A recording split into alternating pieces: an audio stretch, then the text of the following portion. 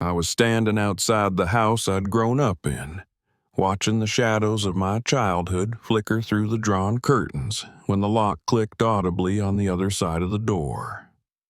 It wasn't just the finality of the sound that struck me, but the symbolic violence of it.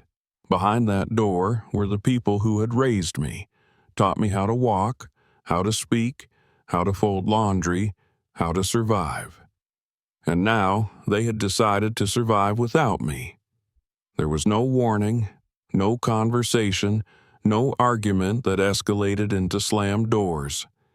Just a simple text from my mother at 7:13 a.m. The locks have been changed. We suggest you move on with your life. I remember rereading it over and over, thinking maybe I'd misunderstood. Maybe she meant it figuratively, like some poetic advice from an overdramatic Hallmark card. But then I drove the 40 minutes from my apartment in Somerville to Cambridge and stood here with my key in my hand and nowhere to go but back. The cold of early autumn was settling in, a chill that crept into your bones not from wind but from silence. I rang the doorbell once, then twice. Nothing. I knocked and the curtains didn't move. I knocked again, harder, this time not for entry but out of some primal need to remind them that I was real, alive, not just a name they could erase from their lives with a locksmith and a text. I turned and sat on the porch swing I had repainted last year, the one they had promised to throw away before I insisted on restoring it. Funny, it still squeaked the same way it did when I was 7, only now the squeak sounded more like sarcasm than innocence. The house wasn't even truly theirs, not in the way that mattered. It had belonged to my grandmother Eleanor, and I'd been her shadow for most of my childhood. She was the first person who saw something in me that wasn't obligation or utility. When my mother, Margaret, told me to keep an eye on Ashley or to scrub the baseboards because we had company coming, it was Grandma who would slip me a cookie and say, "You're more than what they expect you to be." She'd say it like a secret too important to shout. When she passed, her will named me sole beneficiary of the house. It was the only thing I'd ever been given without having to earn it through perfection. No strings, no guilt, at least not from her. My parents, on the other hand, reacted like someone had rewired the family tree and erased their names. They didn't protest at the reading of the will, not openly, but the silence that followed stretched for weeks. Sunday dinners were tense. My mother found new reasons not to make my favorite dishes. My father stopped asking about work. Ashley pretended she didn't notice the shift, or perhaps she truly didn't. Entitlement rarely has self-awareness. I tried to keep things civil. I invited them to every meeting with contractors when I decided to renovate the place, offered them a guest room anytime they wanted to visit, even suggested adding their names to the deed just for symbolic peace. They declined, not with words, but with that particular brand of parental dismissiveness that carries more weight than 100 rejections. Still, I held out hope. I believed, as most daughters do, that love eventually wins, that loyalty eventually softens resentment. I kept up appearances. I sent holiday cards. I drove them to doctor appointments. I paid for Ashley's root canal last winter when her insurance had lapsed. I did these things not because I was trying to buy their love, but because I didn't know how to stop hoping they'd eventually return it. The house had become my project, my purpose. I'd been working at a boutique creative agency for 3 years, slowly building a reputation for turning failing brand identities into cult sensations. My job paid well, but not extravagantly, and so every improvement to the house felt like a sacrifice for something bigger. I painted the walls myself. I refinished the hardwood floors late at night with a playlist and too much ambition. I turned the front room into a gallery space where I hope to one day host community art nights, especially for young girls of color looking for a place to dream outside of expectations. I told my parents about this idea over brunch. Ashley rolled her eyes and said, "Oh, so now you're a savior?" My mother simply changed the subject to her new air fryer. My father asked if that meant I'd finally stopped trying to climb the corporate ladder and started settling down. I smiled and nodded because it was easier than explaining that I didn't want their definition of success. I wanted something that felt like home, something that felt like me. It was 2 weeks after that brunch that I left town for a business trip in Chicago. I was scheduled to speak at a mid-sized marketing symposium about authenticity and branding.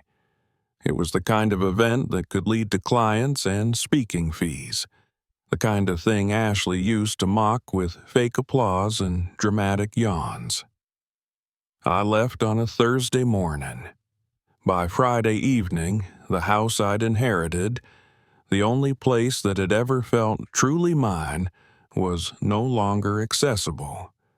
I returned Sunday night to find the locks changed, my mailbox sealed shut, and a neighbor avoiding eye contact as he watered plastic flowers. I called my father first, voicemail. I called my mother, straight to voicemail. I texted Ashley. She replied with a single message, "You've made your choice. Now live with it." I sat in my car for an hour before I drove back to Somerville. I didn't cry, not that night, not the next morning. I went to work, pitched a campaign, led a team meeting, and even laughed at someone's joke about overcooked salmon. But that evening, when I tried to retrieve a sketchbook from the back seat of my car and found it missing, I broke. It wasn't just a sketchbook. It was the one Grandma had bought me when I was 15, the one I had filled with every vision of the house I had wanted to build. The swing, the garden, the community room, the gallery, gone. A week passed with no contact. Then an envelope arrived. It was from my parents' lawyer stating that the house was now listed for sale, and that since I had not formally occupied it as a primary residence for more than 180 days, they were asserting control over the estate due to practical abandonment. I took the letter to a pro bono legal clinic. The woman who reviewed it wore glasses with thick black frames and didn't flinch once while reading. When she looked up, she said, "They're bluffing, but they're committed to the bluff." Her name was Sophia Chin. She asked for documentation, the will, the dates of my occupancy, any renovations I'd paid for. I handed her a folder so thick it nearly broke the table. She smiled. "Let's go win your house back." That night I sat at my kitchen table, drinking cold tea and thinking about how strange family could be. How the people who claim to love you the most can wield that love like a weapon. I thought about the moment my grandmother gave me the keys and whispered, "Make this place a sanctuary." I thought about how I had tried to do just that, and how my own blood had turned that sanctuary into a battlefield. I didn't sleep. I started writing instead. Writing everything I could remember. Every insult masked as advice, every cold shoulder, every betrayal. Not to drown in it, but to name it, to strip it of its shadow. I didn't want revenge, I wanted return. I wanted the life I'd built before they decided I didn't deserve it. And if I had to fight for that life, then so be it. The locks may have changed, but so had I. The hearing was set for late November, just days before Thanksgiving, as if the universe wanted to test the limits of what family holiday could mean. Sophia, my attorney, had submitted a full petition to the court asserting my legal right to the house under the original terms of my grandmother's will. I had expected delays, maybe months of back-and-forth letters, cold dismissals, maybe another lawyer in a slightly shinier suit. But instead, my parents responded immediately, aggressively, filing a counterclaim that suggested I had vacated the property without notice, abandoned all financial responsibility, and made no meaningful contribution to its upkeep.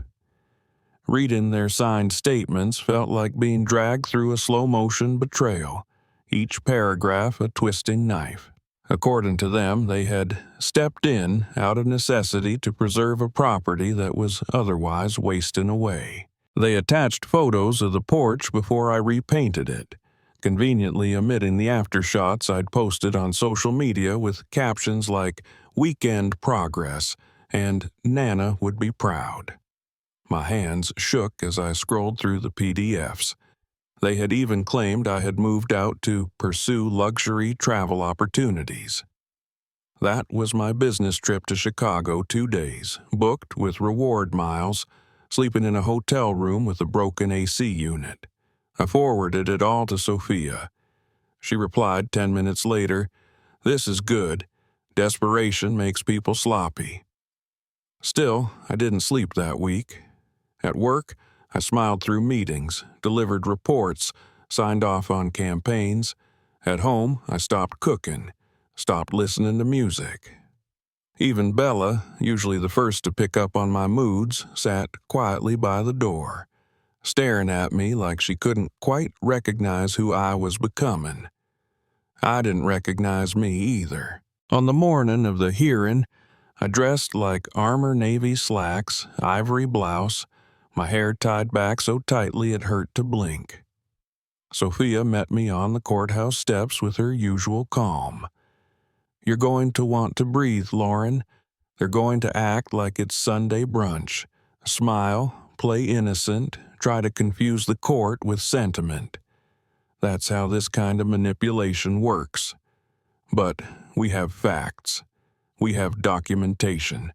We have you." I nodded, too tightly, and followed her inside. The courtroom was smaller than I imagined. Intimate. The kind of space where words echo longer than they should. My parents were already seated, Ashley beside them, wearing a fitted beige coat and a pout so rehearsed it felt scripted. When she saw me, she actually looked surprised, like she hadn't expected me to show up at all. Maybe she hadn't.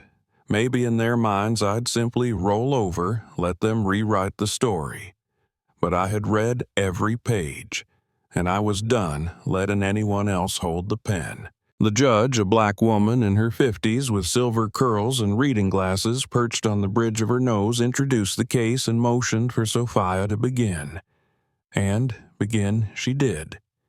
In just under 10 minutes, she laid out the timeline, the will, the records of renovation, bank transfers for materials, utility payments, security deposit receipts. She passed the judge a neatly organized binder. She used my name like a badge of honor. Miss Parker did not abandon this home. She preserved it, restored it, protected it, until, during a brief absence for work, it was unlawfully taken from her under the false premise of abandonment by the very individuals entrusted to support her. My mother leaned forward, whispering frantically to their attorney. My father stared at a stain on the floor like it owed him money. Ashley was picking at her manicure. When their turn came, their lawyer stood and launched into a monologue that was part lifetime drama, part financial fiction. According to him, I had shown emotional volatility, had no fixed intention to settle in the house, and had placed undue pressure on my parents for funds. I snorted audibly when he claimed they had provided her with every opportunity for stability, earning a warning glance from the judge. Then Ashley stood. No one asked her to. She just rose and began speaking, eyes wide and shining. "Lauren's always been dramatic," she began, her voice quivering in a way that would have won applause at a high school theater performance. "She thinks the world is against her, but really she's just difficult. She pushes people away. She makes everything transactional. I called her when I needed help with my rent, and she sent me a spreadsheet. That was true. I had sent her a spreadsheet detailing her monthly expenses and a basic budget so she could actually understand where her money was going instead of asking me for another bailout. She continued, painting herself as the loyal sister who had always just wanted a relationship, twisting moments like our high school prank war into proof that I was the aggressor. She cried. Actually cried. I watched the judge for any sign that the performance was landing, but her face was unreadable, her pen the only thing moving as Ashley sat back down, dabbing her eyes with a napkin. The judge asked a few follow-up questions. I answered each one clearly, calmly. I handed over the deed, the receipts, photos of my grandmother and I sanding the porch steps, of me painting the hallway, of my handwritten notes from contractor meetings. I handed over screenshots of my texts to my parents, including one from 3 days before the locks were changed that said, "Heading to Chicago Thursday, back Sunday, let's do dinner." The judge thanked me, closed the binder, and said she would take everything under advisement. We'd receive the decision within 5 business days. Outside the courthouse, the sky had turned soft gray, the kind of gray that promised either rain or clarity, depending on your mood. Sophia placed a hand on my shoulder. "You did more than most people could have in that room. Whatever happens, you showed them who you are." I nodded. I didn't have words yet. Back at my apartment, I collapsed into bed without removing my shoes. Bella curled beside me, resting her chin on my ankle. We stayed like that for hours. On the 5th business day, the letter arrived. Plain white envelope, black print. The house had been returned to me in full legal possession. The judge's decision included the word egregious in reference to my parents' actions. I stared at the paper until the words blurred. Then I folded it, placed it next to the original will, and breathed. It was a jagged kind of joy, the kind that hurts before it heals. That weekend, I drove back to Cambridge. The porch swing was gone, replaced by a pair of plastic chairs and a broken planter. I stood on the stoop for a long moment before unlocking the door, bracing myself for the possibility that they had stripped the place bare. But inside, it was mostly untouched. Some furniture was gone, a few framed photos removed, but the bones were intact. My grandmother's piano was still in the front room. The hallway mirror still had the chip on the corner where I had dropped my backpack one chaotic Tuesday in high school. I walked slowly from room to room, noting what needed fixing, what needed replacing, what needed blessing. That night, I slept in the house for the first time in months. Not in a bed, I had no mattress, but on the floor of my old bedroom, curled up in a sleeping bag with Bella at my side. I woke up to sunlight filtering through the curtains and the distant sound of children playing down the block. For the first time in a long time, I felt still. Not stuck, not silent, still. I made a cup of coffee in the battered French press I had rescued from the back of a cabinet and sat on the kitchen counter, legs swinging slightly like I used to when I was 10, and Grandma would let me eat ice cream before dinner. I didn't check my phone. I didn't answer my family's texts. I didn't think about what they had taken, only what I was ready to build again. Not a house, a home, a boundary, a beginning. The locks had changed once, but now so had everything else. The weeks after reclaiming the house unfolded in a strange rhythm of reclamation and restraint. I didn't post anything online. I didn't announce the court win, didn't send triumphant texts, didn't even tell my co-workers, though Sophia reminded me more than once that I had every right to be proud. But pride wasn't the emotion I was navigating. It was something quieter, something more internal. I walked the rooms like someone visiting a childhood memory in real time. The walls still carried echoes. My grandmother's laugh near the window where she used to sip tea, the soft creak of the hallway floor just outside her room, the way the porch door groaned slightly in the wind, as if it too had something to say. I found old paint cans in the basement and spent hours retouching corners, smoothing over years of wear with brush strokes and silence. Bella followed me from room to room, her nails clicking softly against the hardwood floors, her presence a grounding comfort. At night, I slept on a borrowed mattress, the house half empty, but no longer hollow. Every box I unpacked, every drawer I reorganized, felt like reclaiming something stolen not just in the past year, but across a lifetime. The inheritance wasn't just real estate. It was self-respect. It was space I didn't have to justify. It was the reminder that love isn't proven through sacrifice, especially not when the people demanding it have never offered their own. One morning, while sorting through old photo albums in the attic, I found a letter. It was folded inside a worn envelope with my name written in my grandmother's unmistakable cursive. The paper was yellowed at the edges, but still strong. My hands trembled slightly as I unfolded it. The date in the top corner was from 5 years before she passed. My dearest Lauren, if you are reading this, then I'm gone and you are standing in the house that carries every good memory I have left. I hope you can still feel it. I know what your parents are like. I know what Ashley is like.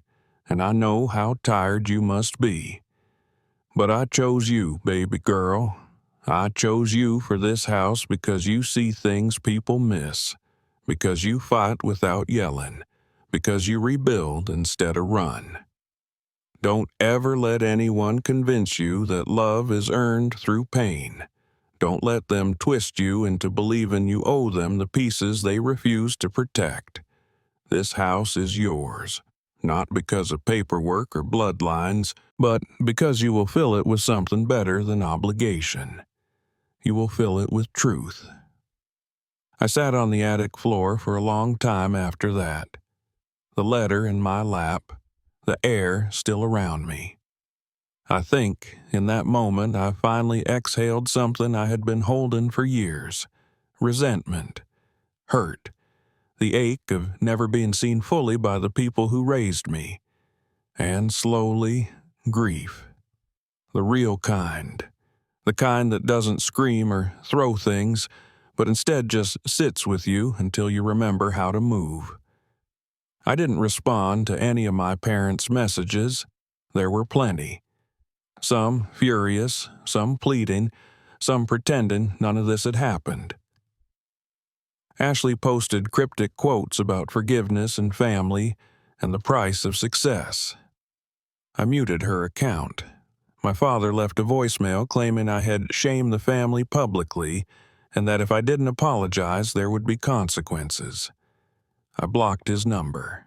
My mother wrote an email saying she missed me, said I had always been dramatic, said she hoped I would come to my senses soon. I didn't reply. Silence, I had learned, was sometimes the most honest answer. Sophia sent me a final file once the court processed all the changes. It included my new deed, my statement of ownership, and an invoice for the hours she undercharged me because, as she said, fighting for people like you is why I do this. I sent her a handwritten note with the payment and a small gift basket that Bella helped pick out, including dog treats for Sophia's golden retriever. Then I put on real clothes, did my hair, and went downtown to a nonprofit I had once only followed online, a legal advocacy group that supported low-income women fighting housing displacement and family coercion.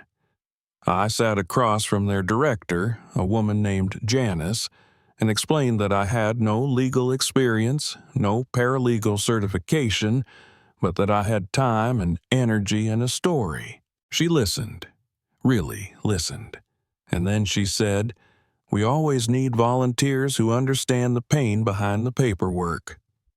Come by Monday. That Monday changed my life. I spent mornings working with their intake team, reading through handwritten pleas from women who had been cut off, cast out, manipulated, lied to, used. I helped them fill out forms, draft statements, prepare for small claims court or family court or landlord hearings. In the afternoons, I returned to my marketing job, the one that had supported me while I quietly fell apart. My boss, a gentlewoman named Darcy, noticed something different about me and invited me to lead a campaign centered around community healing. I poured myself into it, not to prove anything, just to build something. One Saturday afternoon, while trimming the hedges in front of the house, an older woman walked past with a tote bag full of groceries and paused in front of the gate. "Your grandmother used to sit on that porch and read me poetry when I was a teenager," she said. "You're Lauren, right?" I nodded. "Well," she smiled, "she'd be proud you stayed." I didn't say anything for a moment. Then I asked, "Do you want to come sit a while?" She nodded, and we did. That became a habit. Strangers, who weren't strangers at all, stopping by to say they remembered the tulips my grandmother planted or the way she'd leave bread out for the birds. Some brought cookies. One brought a small hand-drawn sketch she'd done of the house decades earlier. I framed it, hung it in the hallway across from the letter. Ashley sent a postcard 2 months later. No return address. It said, "I hope one day you understand I was just trying to survive too." I placed it in a drawer. Survival meant different things to different people. I wasn't angry anymore, just done. My parents sent Christmas cards. I recycled them. They sent birthday texts. I turned off notifications. And every week, I watered the front lawn, paid the property taxes early, and left flowers in the living room, wild ones, the kind my grandmother used to pick herself. The house no longer felt like a battlefield. It felt like a boundary, like a promise kept, like a version of myself I didn't have to explain to anyone. I started hosting dinners, not family ones, chosen ones, women I met at the nonprofit, neighbors, friends from my building who had once assumed I was just private, but now understood I was healing. We cooked, laughed, listened, sometimes cried. It was messy and wonderful and real. And one night, after the last guest left and the dishes were drying, I sat on the porch with Bella curled at my feet and whispered, "We're home." Not just in a place, in a life, in a self that didn't beg for love, didn't shrink for comfort, didn't give out keys to people who only came to take. And in that stillness, under the soft hum of porch lights and the distant murmur of city sounds, I felt something unshakable bloom in my chest. I hadn't just kept the house, I had reclaimed everything it stood for, everything I was told I wasn't allowed to be: independent, enough, free. 6 months after the final court ruling, I received a letter. Not an email, not a text, but an actual envelope slid through the front mail slot with my name written in elegant script. I didn't recognize the handwriting immediately, but something in the careful loops and the slightly nervous slant made me pause. I opened it slowly. The return address was a private recovery facility in upstate New York. The letter inside was from Ashley. It began without preamble. "I'm not writing to ask for anything, Lauren. I know that door is closed. I'm writing because therapy is like walking through rooms you thought were locked forever, and I found one with your name on it." It went on for 3 pages. Not dramatic, not performative, just raw and oddly quiet. She wrote about envy, about the roles our parents gave us as children that neither of us asked for, about how being adored doesn't feel like love when it's conditional, and how watching me rebuild after she destroyed me made her realize she had never built anything of her own. She wrote about the phone call that got me fired. She didn't call it a prank this time. She called it what it was, an act of cruelty fueled by fear. Fear that I was everything she wasn't. Fear that I didn't need her. She didn't ask me to forgive her. She just asked that I know she was trying to become someone different than the person who did that. I sat with the letter for a long time. Then I folded it carefully and placed it beside the one from my grandmother. Not because I was ready to reconnect, but because part of healing is acknowledging when someone else begins theirs. That fall, the nonprofit I volunteered with asked if I would speak at their annual fundraiser. I hesitated at first. I wasn't used to telling my story in front of strangers, not like that. But Janice said something that stuck with me. "Lauren, the people who need to hear you aren't strangers. They're just waiting to recognize themselves in your voice." So I said yes.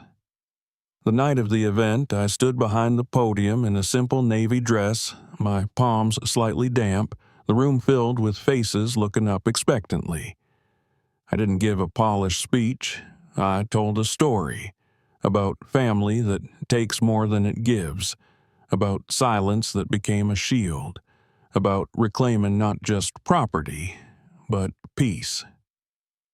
I ended with something my grandmother once said, something I had scribbled into my journal years ago. "Some inheritances are made of land and bricks, but the ones that matter are made of truth. When I stepped down, people clapped. But more than that, people came up to me with tears in their eyes. One woman said, 'You told my story better than I've ever been able to.' A teenage girl whispered, 'I thought I was the only one.' A man in a dark suit handed me a business card and said, 'If you ever want to turn that into a book, call me.' I didn't know then if I'd write it, but I knew I'd keep telling it. A few weeks later, I was offered a full-time position at the nonprofit, Director of Advocacy Communications. I said yes. My marketing job had been good to me. It had kept me afloat when I needed stability. But this work fed a different part of me, the part that needed to build more than campaigns, the part that wanted to build bridges. That winter, I started a community storytelling program. We met every Thursday night in the old church basement down the street. Survivors of family estrangement, of financial betrayal, of emotional erasure gathered in a circle, notebooks in hand, voices cracking with stories they were finally brave enough to tell. We cried, we laughed, we healed. One Thursday, after everyone had gone, I stayed behind to lock up. Outside, snow had begun to fall. I stood under the flickering streetlight, face tilted upward, the cold brushing against my skin like a quiet benediction. And for the first time I allowed myself to imagine what came next. Not just survival, not just recovery, but growth, love, a future untethered to the past. I started dating again. Not with desperation, not with the need to be chosen, but with curiosity. I met Marcus at a coffee shop of all places. He asked if I was using the outlet. I said no, and an hour later we were still talking. He was kind, with a dry wit, and the soft eyes of someone who had also been broken, but had chosen gentleness over bitterness. We didn't rush. We went on walks. We talked about books. He met Bella and brought her handmade treats. He listened, really listened. And one evening, when I told him about the house and the lawsuit and the betrayal, he didn't flinch or try to fix it. He just said, "That sounds unbearably hard, and you carried it anyway." In that moment, I knew. I hadn't just built a home, I had built a self-worth coming home to. A year after the trial, I received a package in the mail. No note, just a small wooden box with my name carved into the top and a silver pendant inside with the word "Enough" etched on it. I didn't need a return address to know who sent it. I wore it only once. To my final therapy session. Dr. Heller smiled when I walked in. "You look lighter," she said. "I feel it," I replied. We talked for our usual hour, but there was a sense of closing, of turning a page. Before I left, I asked if I could leave something behind. She nodded. I took off the pendant and placed it on her bookshelf between Boundaries and The Body Keeps the Score. I didn't need the word anymore. I had become it. That spring, I planted a garden. Not a grand one, just a simple mix of herbs and wildflowers along the side of the house, the same place where my grandmother once grew her lavender and mint. On the first warm day, I stood barefoot in the soil, hands dirty, sun on my face, and whispered, "This is for you." Not just to her, but to every version of myself who had ever been told to be small, quiet, obedient. Every girl who thought survival was the same as peace. Every woman who learned that loving yourself means choosing not to bleed for people who hand you the knife. And to every stranger who would one day hear this story and recognize a mirror instead of a window, I say this. You're not selfish for walking away. You are not heartless for setting a boundary. You are not cruel for protecting your peace. You are enough. You always were. You just needed the silence to remember.